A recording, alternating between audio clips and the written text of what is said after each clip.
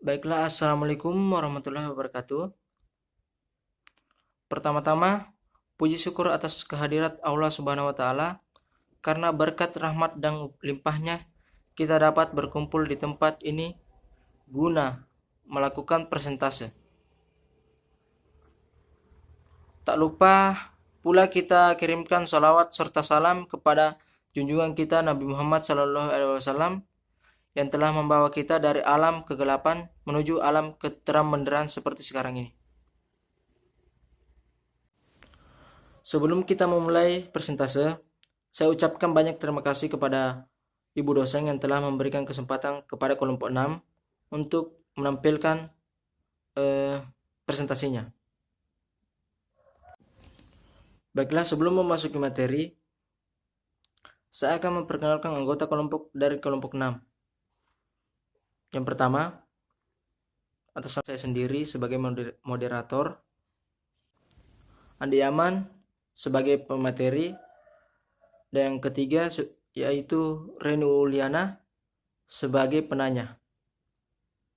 Adapun susunan presentasi kami yaitu adalah 1.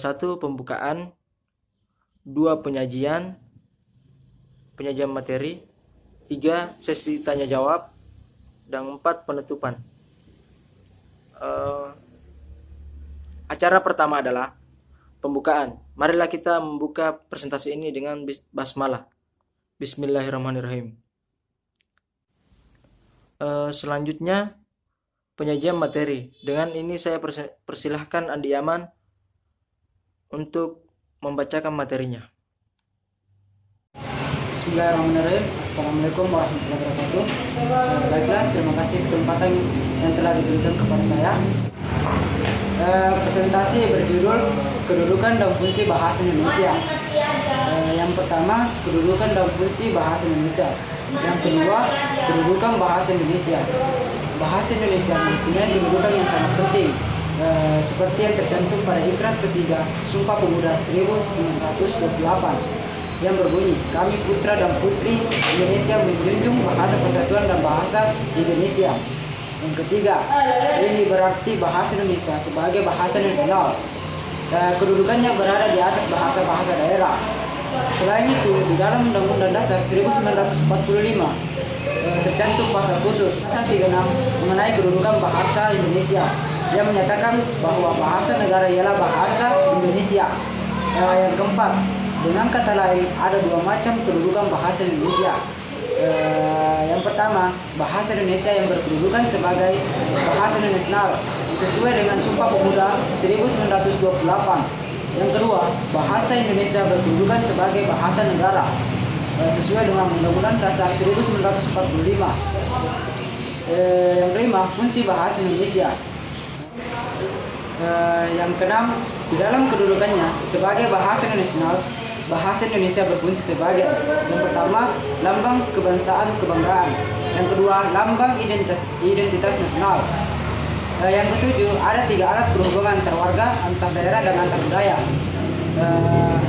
Alat untuk mempersatukan berbagai suku bangsa dengan latar belakang sosial budaya dan bahasanya masing-masing ke dalam kesatuan kebangsaan Indonesia. Yang kedelapan, sebagai lambang kebanggaan kebangsaan, bahasa Indonesia mencerminkan nilai-nilai sosial budaya yang mendasari rasa kebangsaan kita. Atas dasar kebanggaan ini, bahasa Indonesia kita pelihara dan kita kembangkan serta rasa kebanggaan pemakainya senantiasa kita bina. Yang kesembilan, sebagai lambang identitas nasional, bahasa Indonesia kita junjung di samping bendera dan lambang negara kita. Di dalam melaksanakan fungsi, bahasa Indonesia tentulah harus memiliki identitasnya sendiri, sehingga ia serasi dengan lambang kebanggaan kita. Yang ke-10, fungsi bahasa Indonesia yang ketiga, sebagai bahasa nasional adalah sebagai alat perhubungan antara warga, antar daerah, dan antar suku bangsa. Yang ke-11, berkat adanya bahasa nasional, kita dapat berhubungan satu dengan yang lain sedemikian rupa sehingga kesalahpahaman sebagai akibat perbedaan latar belakang sosial. Yang ke-12, kita dapat berpergian dari pelosok yang satu ke pelosok yang lain di tanah air kita dengan hanya memanfaatkan bahasa Indonesia sebagai satu-satunya alat komunikasi. Yang ke-13, fungsi bahasa Indonesia yang keempat dalam kedudukannya sebagai bahasa nasional adalah sebagai alat yang memungkinkan terlaksananya penyatuan berbagai suku bangsa yang memiliki latar belakang sosial, budaya, dan bahasa yang berbeda-beda ke dalam satu kesatuan kebangsaan yang bulat. Ke-14, di dalam kedudukannya sebagai bahasa negara, bahasa Indonesia berfungsi sebagai yang pertama, bahasa resmi kenegaraan, yang kedua, bahasa pengantar di dalam dunia pendidikan. Yang ke-15, ada 3 alat berhubungan pada tingkat nasional untuk kepentingan. Yang pertama, alat berhubungan pada tingkat nasional untuk kepentingan perencanaan dan pelaksanaan pembangunan. Yang kedua, alat mengembangkan kebudayaan, ilmu, pengetahuan, dan teknologi.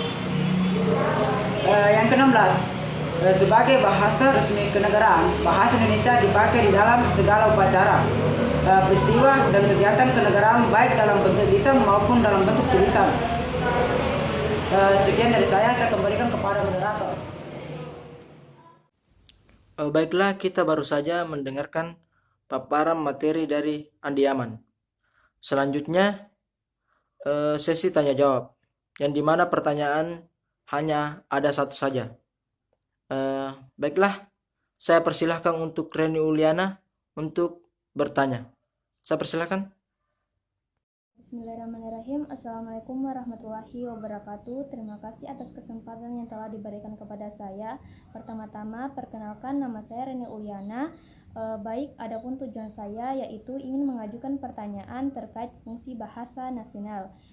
Coba jelaskan fungsi bahasa nasional sebagai lambang kebanggaan kebangsaan dan fungsi bahasa sebagai identitas nasional.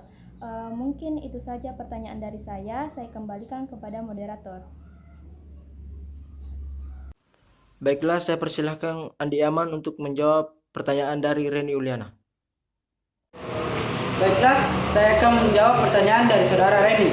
Di mana pertanyaannya yaitu, coba jelaskan di dalam kedudukannya sebagai bahasa nasional, bahasa Indonesia berfungsi sebagai yang pertama, lambang kebanggaan kebangsaan, yang kedua, lambang identitas nasional. Baiklah, yang pertama saya akan jelaskan lambang kebanggaan kebangsaan, di mana sebagai lambang kebanggaan kebangsaan, bahasa Indonesia mencerminkan nilai-nilai sosial budaya yang mendasari rasa kebangsaan kita. Atas dasar kebanggaan ini, bahasa Indonesia kita pelihara dan kita kembangkan serta rasa kebanggaan pemakainya senantiasa kita bina. Berarti yang kedua, lambang identitas nasional, di mana sebagai lambang identitas nasional, bahasa Indonesia kita junjung di samping bendera dan lambang negara kita. Di dalam melaksanakan fungsi, bahasa Indonesia tentulah harus memiliki identitasnya sendiri, sehingga ia serasi dengan lambang kebangsaan kita. Mungkin itu saja yang saya bisa jawab. Saya kembalikan kepada moderator. Bagaimana dengan penanya? Apakah ada sanggahan? Mungkin tidak ada sanggahan dari saya karena saya cukup mengerti dari penjelasan yang telah dipaparkan oleh pemateri. Terima kasih. Saya kembalikan kepada moderator. Baiklah, terima kasih. Itu saja materi yang sempat kami paparkan. Mohon maaf jika ada kesalahan, karena manusia tidak luput dari kesalahan. Oke, mari kita tutup presentasi ini dengan hamdalah. Alhamdulillah. Sekian dari kelompok kami. Assalamualaikum warahmatullahi wabarakatuh.